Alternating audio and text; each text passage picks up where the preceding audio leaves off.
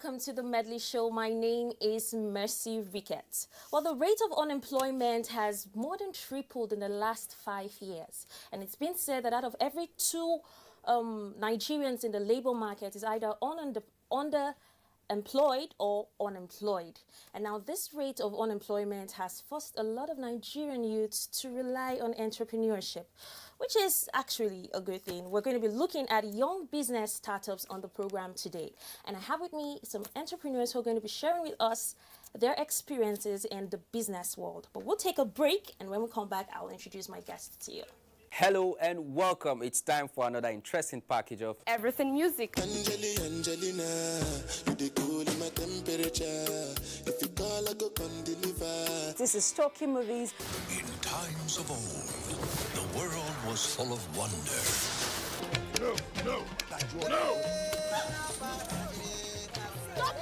Welcoming you to your weekend for today. Arise, oh compatriots, it's time to use our voice. Beyond Six Packs. Bills.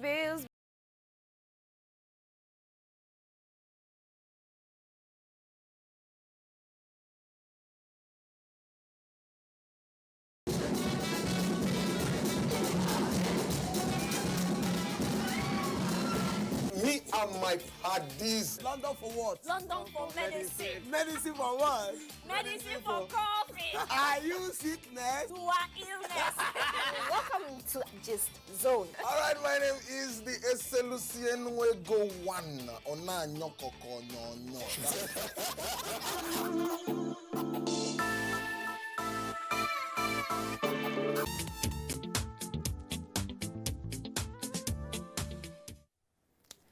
Welcome back. I'd like to start off by saying a very huge congratulations or a big shout out to all the women, beautiful, strong and amazing women out there in light of our recent celebration of the International Women's Day. Kudos to all the women out there. We celebrate you. Thank you for being awesome and doing the things that you do. Well, moving on, I have with me one of our guests, Kayode Olupidi. Good afternoon. Thank you for taking our time to join us on the Medley Show today. Well, Thank you for having me here. it is interesting. Kayode is a caterer. He's into the food vendor business. And it's amazing. You studied hospitality Yes, hospitality management. management. And then how did it all start for you? Well, I think it started, the first time I ever cooked was when I was 8. Yes, and ever since then, okay, on that fateful day, my mom went to mosque with her brother. I'm a Christian, and so I was like, okay, let me cook something for them before they come back. And then I went to my neighbor, I asked, I called Hawa, please put me through how to cook rice. And when they came back from mosque that day, I remember the excitement and happiness on my uncle's face. He was like, oh my God, thank you very much. Like he was so hungry. He didn't expect to meet food, but when he met food, he was so happy. So, and I think one of the things that drives me in life is being able to put a smile on someone's face. So I think that day I just realized, wow, okay, food. That's one way you can always make some. No matter how bad your day is going, you have a good meal. There's something it does. It takes away some of the stress from you. So that was how. Okay, the food thing started for me, and then in secondary school, my mates were most of the guys were doing agric. I did food and nutrition. Wow. I did home economics in junior class. Then I did food and nutrition. So, and then when it was time to go to university, well, I didn't know.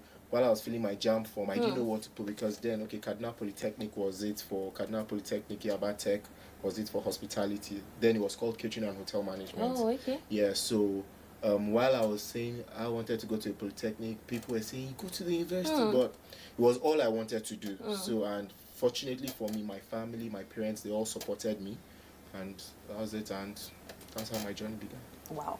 Yeah. That's interesting. So, in your business, Yes. how did it actually kick off? Like, when did you actually start the business? And did you have people looking down at you, like you're a man who is cooking and, doubting, whether or not you can handle it? Well, I think, yes, that I would say started in secondary school. Yeah, because most guys would go for agric. So then I was about the only guy doing food and nutrition. I was doing home economics in junior class. But I think early in life, I just understood something that whatever it is you want, don't care about what people say. Because I used to look at it like, okay, if I do agric that I'm not passionate about, I fail. Now they're laughing at me because I'm doing what they feel is for the ladies. If I fail, they would laugh at me. So I'd rather have them laugh at me, excel at what I'm enjoying, rather than do the agric, they'll still laugh at me because I'll feel agri because I wasn't passionate about it. So that was it for me. So I think it's always been like that. And then when I got into higher institution as well, I was the only guy in my class. The only guy. Yeah, the only guy in my class. Only male There were student. two initially, but the other person, he didn't want the course. He was given the course and he didn't pass. So from first semester, he failed. His GPA was so low, he never came back. So throughout, I was the only guy. But I never really cared because for me, I knew what I wanted. I knew where I was going. So it's for me was just fun. You know, I enjoy what I do. It's something I've always wanted to do from an early stage in life. So I just didn't care about what anybody said, as long as I know I was following my dreams. That's it for me.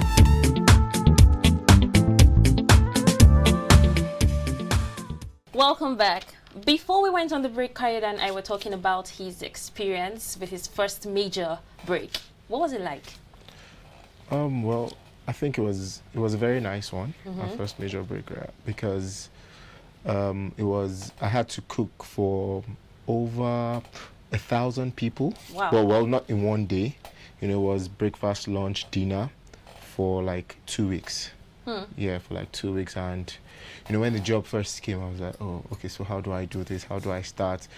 Because kitchen is a very, very difficult job. Yeah, people just see like cooking, but it's so demanding. So I was like, and you're going to cook 2 weeks straight, breakfast, lunch, and dinner. We're talking for over 250 people. That's for breakfast, 250, lunch, 250. So it's way over. But, you know, it was interesting. But then I had to rent a lot of things. I had to rent because I wasn't equipped for it.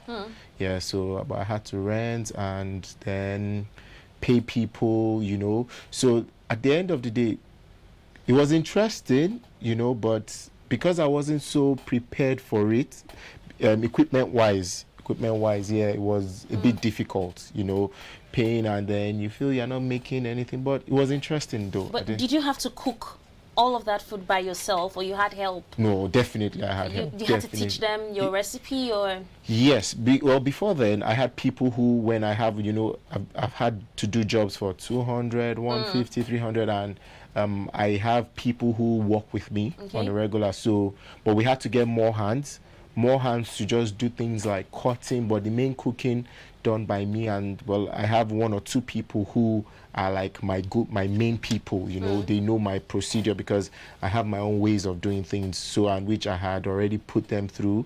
They know the ways, they understand the ways, and so that was it. At the end, you know, the cooking part of it for me is not so difficult, as long as you have people around that know how you do your thing. We'll call them standard operating procedures. So I have my own standard operating procedures and my people have it. And then I have because I do my own spices and things like that, so I just have to tell them measurements and everything. So that's just it. But people are always there.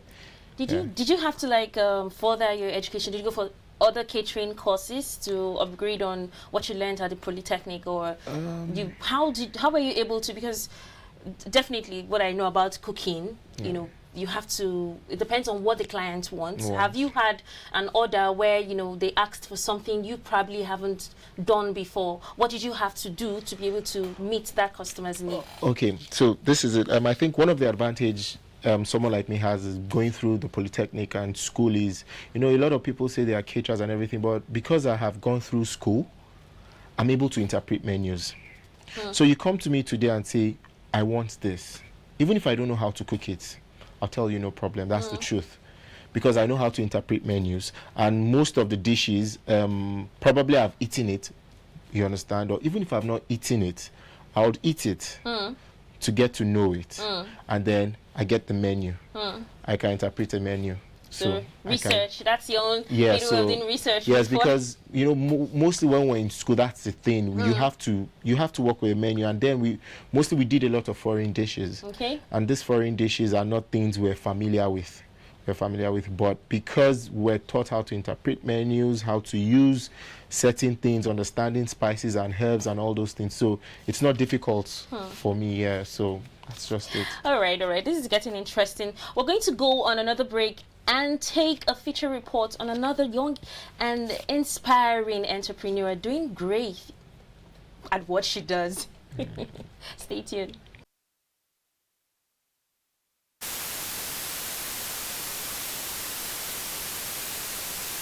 I didn't go into the sale of akara and akamo because of money. I went into this because of I saw a need that needed to be met. So I was meeting a need. I loved akara so much that I was looking for where to get the best akara in town. I would live where I lived. I was living in Hot FM Apo. So I would go all the way to Nepa. I would even trek just to get akara. By the end of the day, maybe I buy 100 naira akara. I end up eating maybe 2 pieces. And by the end of the day, I wouldn't enjoy my akara, So I thought about it. I'm like, if I'm searching for akara like this, there must be like maybe 500 to 1 million Nigerians looking for akara like this in Abuja, the way I love it to be. So I decided to source out a way to start selling akara and akamo the way it suits me, because where I go to pick it up, then the oil they used, then the mixture, sometimes you encounter sand in the akara, the taste is awkward, maybe oil that has stayed for 1 week. It didn't just work out for me. So that was why I went into it, to provide what I liked based on hygiene and all of it to people. We started in 2018 to fry and sell akara. But prior to 2018, I think 2015, the Passion 16 came in. So I had to source for, I have a business I do, but that couldn't even raise the money for me. So what I did was, I had somebody I was offering the real estate solutions to, and I had to write him a letter requesting for fund. So he asked me to get him a proposal. I wasn't begging for money. I was presenting something that works, and I just needed finances to finance it. So what I did was, I gave him a proposal, detailed it out, and told him how I was going to pay back. And I was just looking for only 260,000 back then. So he made it available. That was the first time I sourced for the financing for that, which it didn't really work. Right. So the akara business failed at the first point. So when I kept working hard and, kept sourcing for funds too, before I could raise money came in, then I now opened a unique garden. We started from unique garden, a garden, to just a little space like that. Good enough, we branched out our business. The major reason why I branched out to Wuse too is because there was a day a customer came to the garden to buy our akara, and this customer was looking all touched up. I weighed his wristwatch, his outfit, everything was on point. Because the reason why I weighed him was because he was hiding to buy the akara, to be honest with you, yes. He said to me, I love your akara so much, but the problem is, if my friends see me standing here queuing up for this akara, they're going to think something is wrong with me, but I love to eat it. So I'm like, okay, let's get you a place where we can hide you to eat it. I kid you not. So I got him my neighbor's place. He hid in one corner. When he was done eating the akara, he came to me and said, I enjoyed this akara so much, but mosquitoes dealt with me. He said, I wish you had a better place. And I thought to myself, you got to work harder to get a more conducive place for this kind of class of customers. So we branched out to number 18 Blantyre Street, Wuse, which is a proper restaurant. And we are still selling our akara and akam there. There we get to see senators and different people come there to be honest with you, to buy our akara. Those are the 2 places we are. But we had 5 branches. But COVID shut down 3 of these branches. It's not easy. I'm not going to lie about it. But one thing is sure.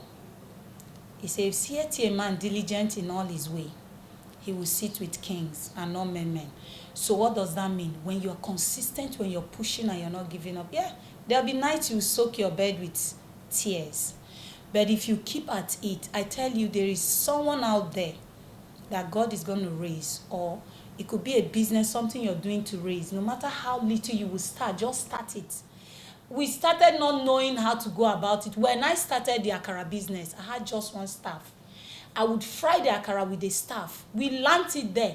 I said, this is how I love it to taste. Let's do it like this. We'll do it, we'll make mistake, we're still selling it. How we started is not how we are today. Even in the branding and everything, even in the taste of it. There was a Saturday, my staff, 2 of them, they had somewhere to go to. Flimsies. I served customers that Saturday from morning till night. So even if it's money you're looking for to get this business started, you might think, oh, that is all you need.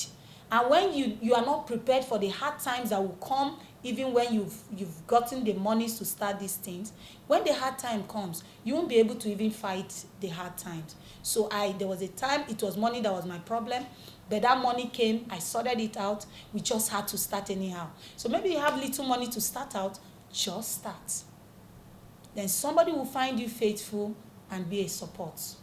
That looked really tasty. Akara and pap right at your doorstep. I must say the packaging looks really good, and the fact that you can actually access akara, just place an order and then you can have akara and pap delivered to you. I tell you, a lot of young Nigerians are thinking and coming up with a lot of phenomenal things. Well, we have our second guest with us in the studio. Her name is Victoria Oguanibe.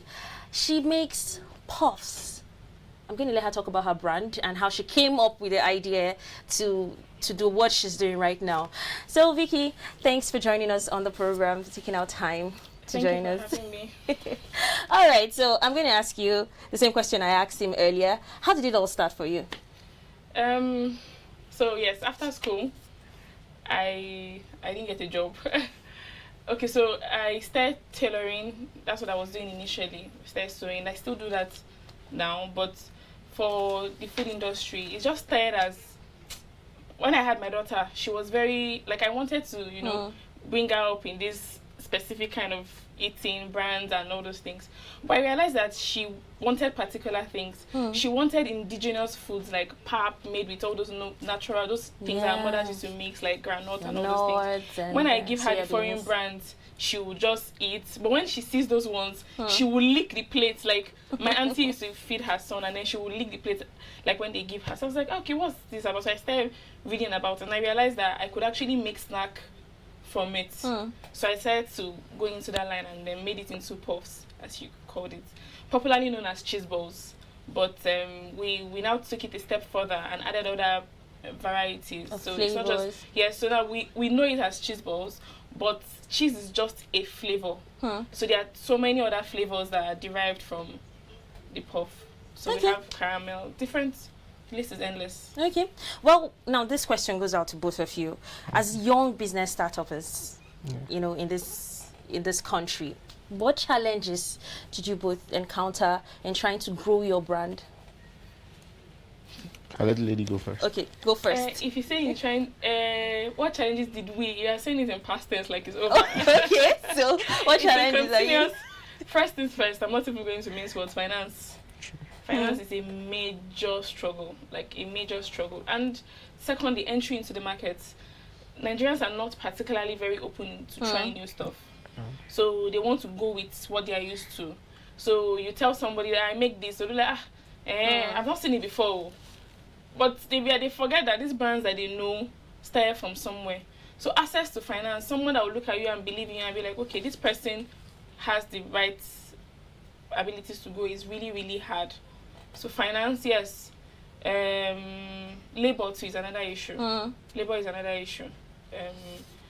Getting the right people so now there are people with this skill, but as a startup you can't afford them. So at the end of the day it's still finance. It's still finance. Yeah. Well, okay. What about you? Well, just like her as well, finance, I think that's a major problem. And then, will I say, like for me, okay, I started up sometime in 2017. I had a business place. But I think one of the major problems was now the levies you pay.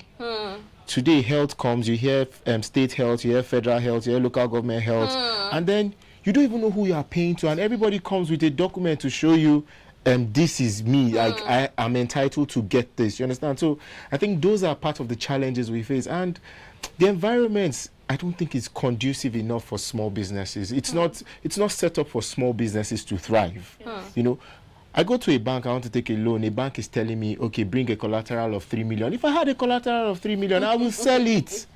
I will sell it and raise. I need 1 million. You're telling me to bring collateral of. So I think, like a friend of mine who schooled in Malaysia, what he said was they have loan banks.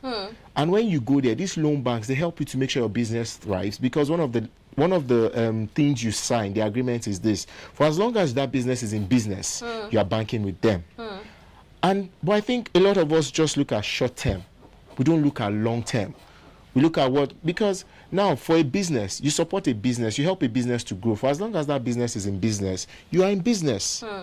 But you get the collateral today, you sell it off. How long does it take you to spend 10 million? You understand? So I think we need to all learn to look at long term and not just short term. You go to someone, people should be able to assist people. You understand? I think the environment, a small business comes, okay, you want to support a small business. Okay, for the first 1 month or first 1 year, probably you pay 50% of the levies. And then I think for me, I've always said, look, let there be one body that collects maybe your monthly tax as a small business. This is kind of business. Let's say it's 20,000, and then whoever is distributing it to whatever agency is taking it, but not the one that this one comes, that one comes. And at the end of the day, you're making maybe for a small business, you're earning 30,000 in a month, and your levies are already 50,000. How do you balance that? Wow. So at the end of the day, no matter how we look at it, finances, it should be easily accessible to us, and then I think we'll do better. Okay, I hear you loud and clear, and I know Nigeria is listening to us as well. But then both of you hinted something about your staffing and all that. How have you been able to manage your staff? How did you select them? How have you been able to pick everybody on checks? Okay, well, like for me, when I started, I think one of the first things I did was I got people who didn't know how. Yeah, because I feel it makes your job easier. When people who don't know how, you bring them, yes, everybody knows how to cook, but you bring them in and you teach them your way, your culture. It's easier for them to adapt than someone who has worked in 4 or 5 different places with different cultures and now comes in and tells you, but where I used to work, this is how they used to do it. It makes work difficult for you. But when you bring someone, okay, like there's this lady who works for me, I taught her everything. And then there was a time one other lady came who had worked. And then when that lady was trying to do, she was like, no, you spoil it. This is not how we do it. And, it just made me happy. Like, okay, this is what I've always said. Like, because my way is the only way she knows. It helps even when I'm not there. I know she's not going to try to cut corners. She's not going to try to use another method. Yeah. And so I think for me, that's it. So I usually go for people who don't know how, then I'll train them my own way. If you leave, I'll find another person. Okay. What about you? So yes, or the nature of your business, Exactly. didn't it require? Yes, so that's what I was going to say, that the nature of my business required technical know-how. And because I did not have the finance to get the people I needed, I had to wear all the hats. So it took me months of learning before I eventually started. And then just like he said, then I got people and then trained them on the job. But I know that the bigger we get, we can no longer afford to do that because mistakes are costly. So imagine a batch where you produce 1,000 bags, that's over 26,000 packs of puffs, and then you find out that there was a mistake in production. You have to call back. So imagine all that costs, transportation and all of that. So I know that. So eventually when the money is available, getting the right people will not be a problem because we have the labor. Okay. Yeah. Okay. All right. I hope those of you watching out there are getting inspired. Well, I am. If you want to start up a business, it's not really so far-fetched. Well, I don't want to go ahead because we had an interview with an expert that's going to come up later. But for now, we're still going to take another inspiring interview from another young entrepreneur. Watch this. You're going to love it.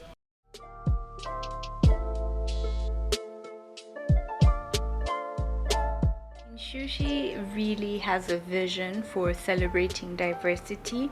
I strive for authenticity. I strive to be, you know, my own person. I feel more often than not people look up to other people or inspiration. It's natural, but at the end of the day, you were created for a reason. There's something special in you that is supposed to be celebrated. So, and I feel like everyone's on that journey to finding purpose. So I wanted a brand that really spoke to people in that manner. I love sunglasses. People always nick my sunglasses from me, and I have no problem giving it to them. I also always lose my sunglasses. So those were like two kind of basic reasons why I started looking into the sunglasses industry. And I found that 80% of the sunglasses manufactured in the world are by one company. It's called Luxottica in Italy.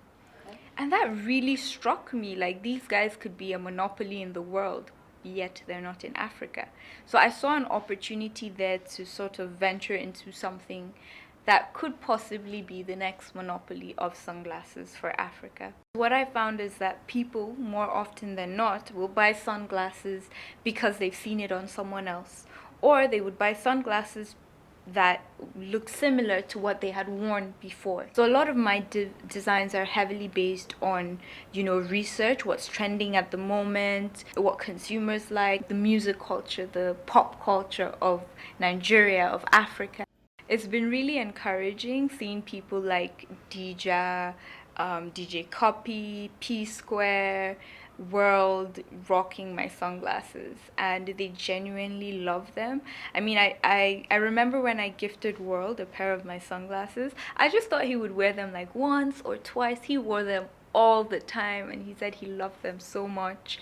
It was the same situation with DJ Copy. I met her at the UBA marketplace. I was selling my sunglasses there, and she came up to my stand and bought a pair, which was nice. So yeah, it's been really encouraging. It's shocking as well. I did not expect the brand to go as far as it had in just a couple of months. I mean, I launched sometime in April and I broke even in less than 3 months. I've learned to really stay patient, to do my research before execution, because I think people really jump into things, especially young people. Take your time to say, okay, this is my plan, this is how I'm going to do it, because I believe that's what helped me a lot. I spent at least 2 years doing research and going over and over if this is the right thing for me to do. And even the right timing is important. Prior to the launch of my sunglasses business, I used to work in the corporate world. I worked in PwC for about 1.5 years.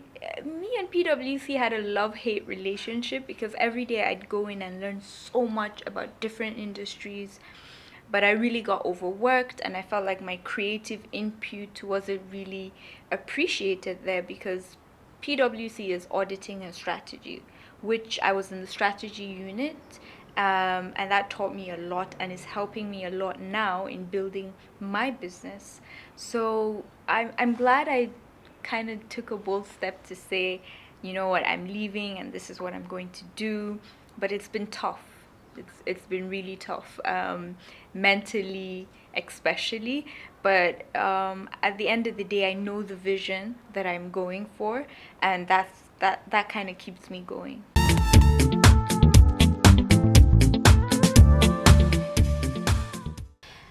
And that was Aisha with Sushi Glasses, another young entrepreneur making us proud. Those glasses really looked exotic and really nice and cool. Well, we've been talking about challenges and all, and one major thing both of you mentioned was finances. I know you benefited from one of these government grants and loans. Yes. How was it, how were you able to access it? What did you do? And I'll be coming back to you, but the question is, have you been able to access any of those kind of funds, or how were you able to get whatever capital you used to start your business? So I'll take you first, then we'll come back to you. So sometime in 2019, I think October 1st to be precise, my mother-in-law sent me the link and I was like, another of these things. Well, she was like, just try, you never can tell. So I applied. And then in December, we got a message that we had to go for training and we had to do it within a specific period. So I went for the training for a week. And then afterwards, in January 2020, they told us to apply. That's NESA told us to apply. So in my class, I think we were over 100 that applied. And honestly speaking, I had no idea I was going to get it, if I'm being honest. It was just one of those things that you just do and hope for the best and even forget about it. Like, okay, I applied for this thing sometime last year. And so in February, after we had applied, they called us for an interview. I went for the interview, spoke to the young man there, and then he said, okay, this is the amount he was. So I applied for 9 million. So just to put it in perspective, my business is extrusion, so we extrude the puffs. Extrusion industry is high, as in financially high. So I applied for 9 million, hoping I could balance up with personal funds. And then the lockdown happened. But before the lockdown, I was told I'd been approved. But as at when I applied for 9 million. They approved 5.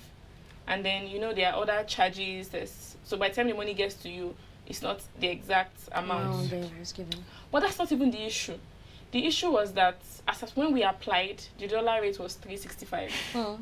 As at when we got approval, dollar was 450. Wow. Exactly. So wow. the amount that you were getting, what you were going to get for 5 million was no longer even going to buy you 3 million naira worth of products. Because if we're being honest, the man importing goods to Nigeria is not going to say because they added 100 naira to a dollar, so therefore I'm going to add 100 naira. No, they are probably even going to double the figure because, opportunity.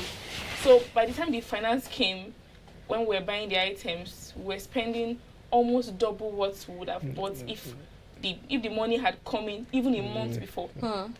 So that was it. So, but you were able to use the money to get some. Of course. I was able to get the major ones. Yes, it was really helpful. Okay, what about you? Well, okay, so I didn't have collateral, so I was able to raise loan. I was able to get a loan from family. Okay. Yes, but family loan or dash? No, loan. Because not dash. Because I always say I didn't want anybody to dash me money. I wanted a loan.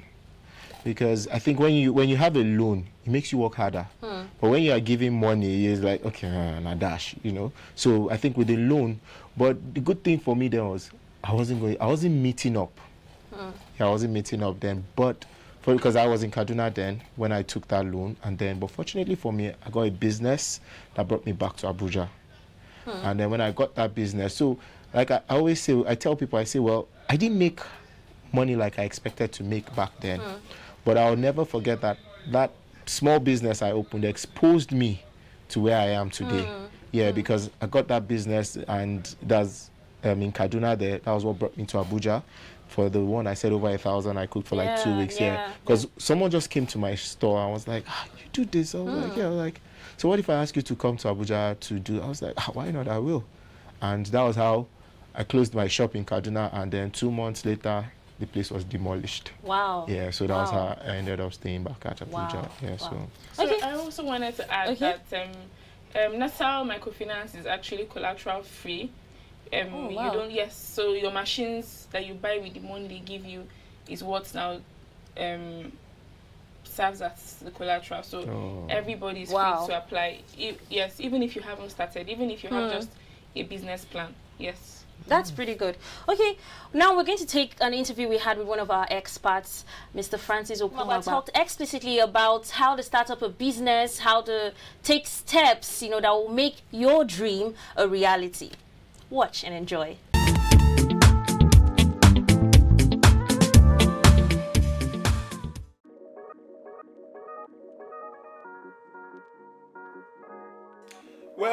business startup should be assured that everything they need to succeed is around them. The problem I face seeing a lot of young people that I mentor in my mentoring clinic is that a lot of them have fears. And these fears are associated with not having the seed capital to start, not having Godfather, not believing that they have enough education to approach the public, and looking at the possibility of, can I still be in employment where the salary is constant so that I don't lose the salary and start something that will not work, and at the end of the day I'm not able to fend for myself. So it's all about these fears. But I tell you, with or without all these things, you can succeed in anything you want to do. If education is a prerequisite for success, professors should be the multi-billionaires we have in Nigeria. The multi-billionaires we have in Nigeria, a lot of them did not go to university, but they employ graduates who work for them, and they still make money. For those who think that money is what they need to start business, a lot of them sit at home. But you can start most businesses without 1 naira in your pocket. You can build an estate without 1 naira in your pocket. You can employ people and make money. You can have shops owned by people. Take the pictures of the goods that you have in the shop and put it on the social media and put your phone number there. Negotiate with the people that are selling those items and begin to sell for them. In a short while, you'll be able to make the money you need to start that business you have to be looking at. Some of them look at the finished business and they start looking at where will I get 1 to 5 million naira to rent a place, to stock the shop, to be able to employ people, to get generator. And when they think about all these things, they never start. You don't need to start business. Look at the Igbo young entrepreneurs. You see them in the market. When they see somebody coming to buy something, they will have negotiated with all the importers in the market that I will be selling for you. They tell you, I know where you can buy it cheaper. They take it to somebody, they sell to you, and they make commission. They make this commission in 6 months. They have enough money to open a shop. When they open the shop, they will have been trusted enough to put those things in the shop. And when you come to buy something in their new shop that they just opened, they ask you, how many quantity of these things do you want? As you tell them, they just go to the packing shop and get those things and give it to you. At the end of the day, they have no capital in those businesses. You don't need 1 naira to start most businesses.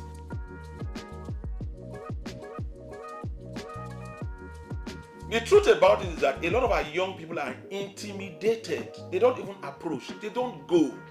There are a lot of grants all over the place so that they can actually access. But to have the courage to go and find out, the impression they have is it is not possible. I was an ex-banker. I worked in the banking industry for 25 years. Young entrepreneurs don't come to the bank to even ask for loan. They don't approach the bank. So what we see is intimidation. They are intimidated. If you look at some of them will tell you, oh, NAFDAC number, they don't have money to do NAFDAC. You don't need to get NAFDAC number when you are starting that business.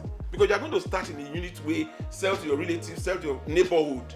By the time you start selling to your neighborhood and make enough money, then NAFDAC will not be a problem. In any case, NAFDAC have actually made it much easier to get the NAFDAC number on all those items. Yes, it is important you put out the NAFDAC number, but if you don't put NAFDAC number, people will not trust the product. So if you go to NAFDAC office today, the vice president has come up with a desk in NAFDAC where young entrepreneurs can be attended to.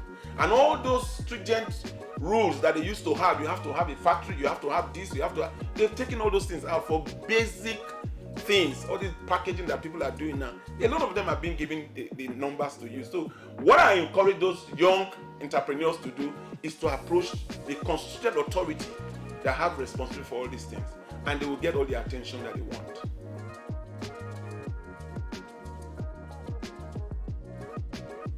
Well, the truth about it is that the market is growing very fast. And one thing you can learn from is from competition. Look at the people that are doing it already. Don't employ people that are your relatives and your church members and people that you go to mosque with. You cannot sack them when you want to sack them, and they might not give you the very best. Many businesses that are falling today is because they are picking people who don't know how to do the business to come and do for them. In this life, everybody is gifted. There are some people who have the gift to have a shop. They have the money to rent a shop, but they don't know how to sell. There are some people who know how to sell and they don't have the funds to open a shop. Do you know that if the man that has a shop employ right and employ that salesperson, his business will thrive? But if he says, no, I don't trust anybody, let me bring my younger brother. Your younger brother might be somebody that does not know how to do business, that does not know how to sell. It will run your shop down at the end of the day and you have nothing to lose. So a lot of our young people are employing people who cannot do the job. Look around the person that you are looking for to work for you. Make sure the person is doing it already and is doing it well. Approach the person and offer to pay the person something higher than what is earning. You can't go wrong.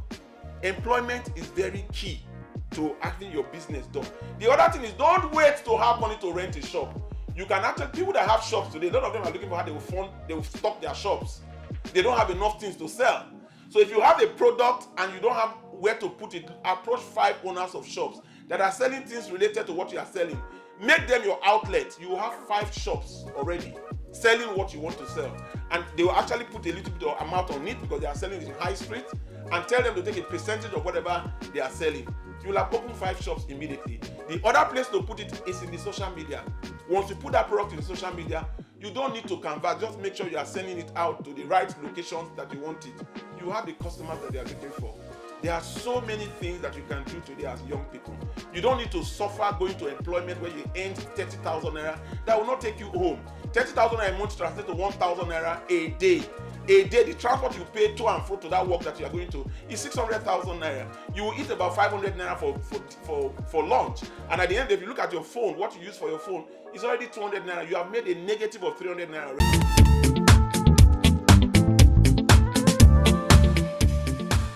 Thank you, Mr. Francis, for granting us that interview. And a lot of you, I'm sure you heard it from his mouth. You don't have to wait or think about how to, make that idea a reality. Sometimes all you just need to do is to inquire from the right source, know what you need to do, find out whatever information you need to find out about the product you want to produce or start selling, and then, just take that leap of faith.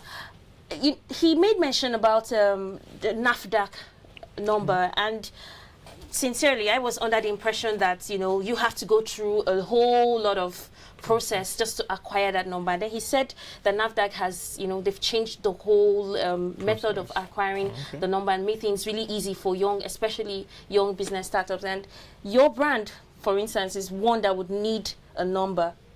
Have you gotten a NAFDAC number? What was it like? Or are you in the process of, because I know this is something that is just starting. Yes, I am in the process. And I wouldn't know what he means by the.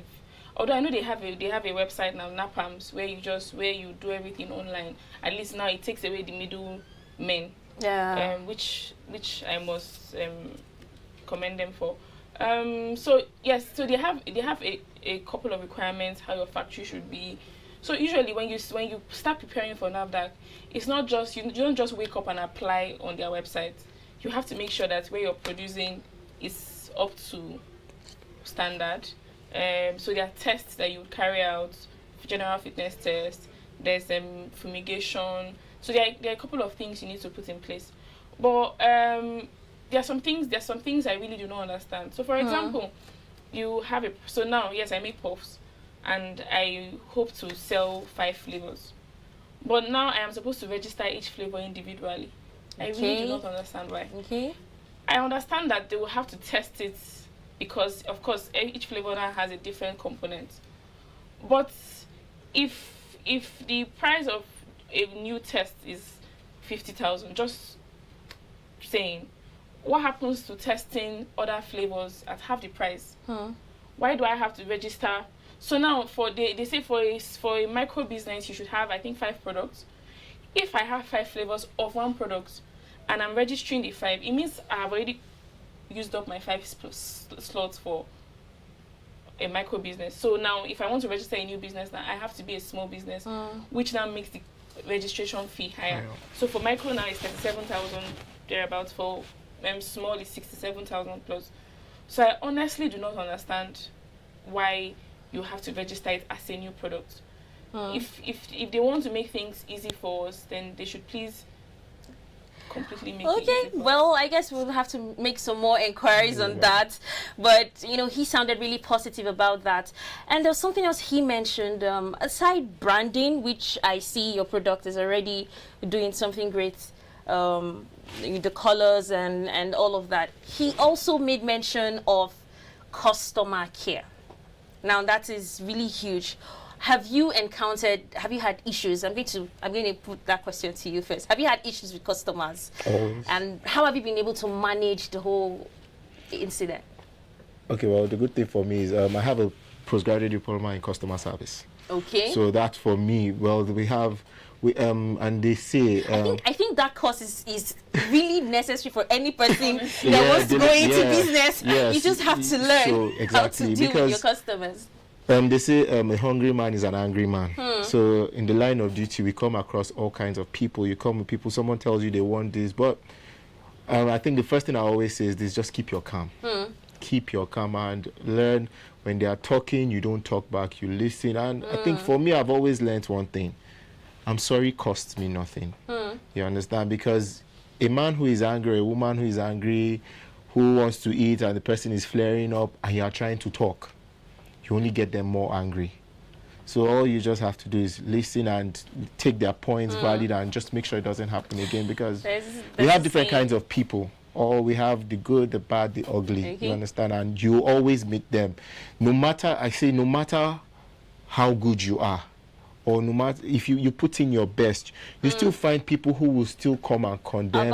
You understand? You see someone tell you, okay, like, you have different people want different things. You see people who tell you, I want my rice sticky. You see people tell you, I want my rice one. People tell you, I want it overcooked. I want it just, so, and in the midst of that, you meet all kinds of people. So you can't please everybody. But one thing I always say is this: just make sure no matter what you do, put in your best. Put in your best and be satisfied with yourself.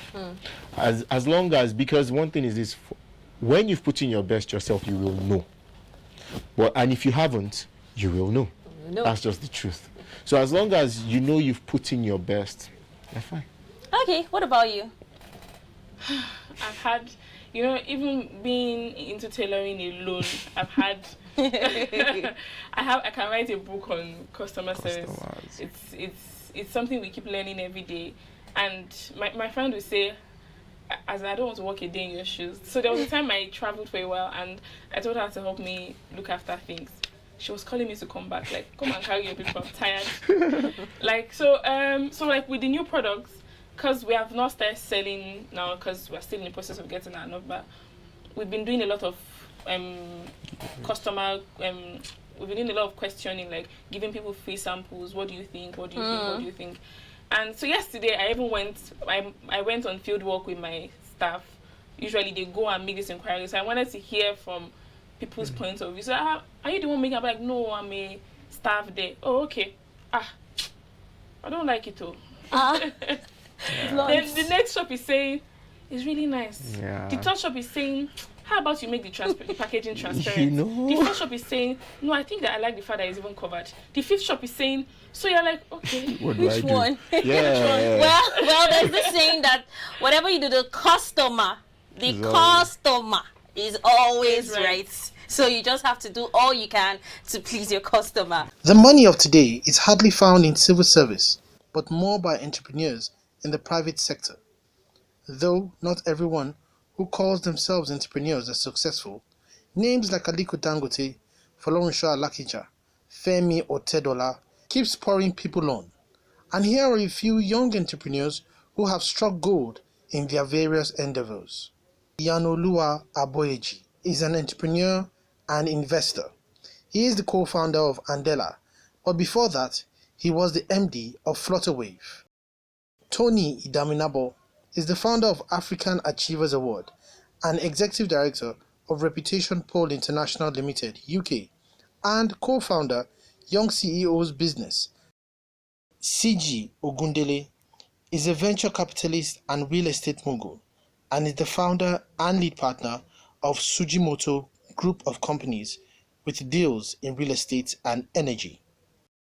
Jason Njoku is a film magnate and an African startup investor. He is the CEO of popular Iroko TV, which was one of the earliest video-on-demand movie platforms for Nigerian movies. He also has other channels like Rock TV 2 and 3 on DSTV. Linda Ikeji, the popular Nigerian blogger and investor who is into information marketing, movies, and much more. She is the CEO of Linda Ikeji Company. Nasi Yamama is a creative technologist, founder of Verdant, an agri-tech startup, and value chain establishment that offers innovative solutions to farmers and agri-stakeholders. He is recognized by the Queen's Young Leaders Program for his work in agric. Obinna Okwodu is the CEO of Fiber, which deals with real estate and provides middle-income tenants flexible payment options for homes around Lagos and other parts of Nigeria. Uche Pedro is the CEO, Bella Niger, and founder of #BNDoGood, an impact-driven enterprise which supports a variety of non-profit and social impact organizations. She has also received awards from UNFPA and UNICEF for her efforts in ending female gender mutilation. Number 10, Mark Essien is a software developer and startup investor. He is the CEO Hotel.ng, one of the first online hotel booking websites in Nigeria.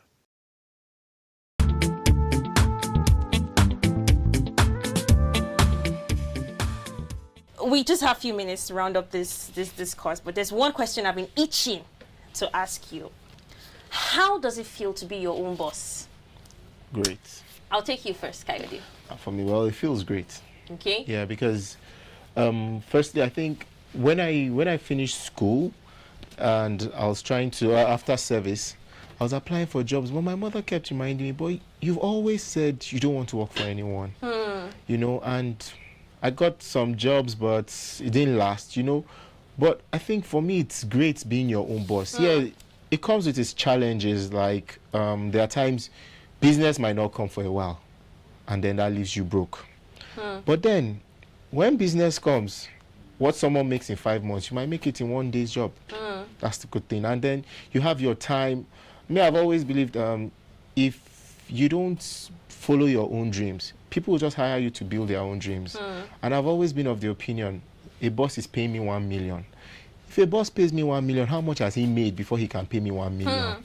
So I would rather, I think I enjoy my entrepreneur. I enjoy being a boss of myself. Gives me time to do what I want to do, when I want to do it, how I want to do it. So I think for me, it's amazing. All right, Vicky, being a boss, how does that work out for you? I'm going to say the opposite of all that he has said. Honestly, if I get a job now that has money, of course, I'll think about it. Because I mean, what is this boss life when I don't have money? But so as regards to having time, do I really have time? Do I? I have a toddler, 2 years old. Like in the course of my business, there was a time when we first bought the machines, when we were trying it. You know, I told you I had to wear all my hats. There was a time I slept at the factory. Like I called my husband, babe, I'm not coming home. Please take care of our baby. Because I had to sleep at the factory because we were working with when NEPA brings lights. So they told us they would bring it in the night. So we had to wait to make sure that that thing was done. There are days where I leave the house as early as 6 and come back at 11, 12. But the feeling that it's going to get better and I'm going to put a smile on a lot of people's faces. Keeps you going. Keeps me going, yes. So the fact that there are 5 people that every day, 5, 6 people that every day, madam, how far is business? They are praying that this business must not close down, because if it closes down, our source of income is gone. That alone keeps me going. But I'm not even going to sugarcoat it. So if you're telling me now that if I were to give you a job, you would rather work under someone than be an entrepreneur. But look at it now. If you give me a job where they'll be paying me 1 million naira now, and I say, okay, this 1 million naira now, I'll use 500k and take care of myself. And then push 500k into and then your business grows into the point. Oh, you're thinking of blending both business and but then in your business that you're just starting and you're not always there to monitor, how does it grow very well? And so what if your business even grows to the point where you can actually pay somebody that 1 million? If I see them, that's why the past 6 months I have put in tears, blood, sweat, literally. So if I don't go to work for 1 month, I know how much a bag of guinea corn, how many puffs a bag of guinea corn should produce. Okay. I know how many puffs a bag of salt. I know how many puffs. I've done my maths. Okay. So if I don't go to work for 1 month, if you tell me that you bought 3 bags of puffs, you should be able to, a bag of guinea corn. You should tell me that Show me the you result. sold 10,000 bags of puff. I've done my maths. Okay. Then you ask me something. Pick one. Would you rather be an entrepreneur or work for someone? Be truthful.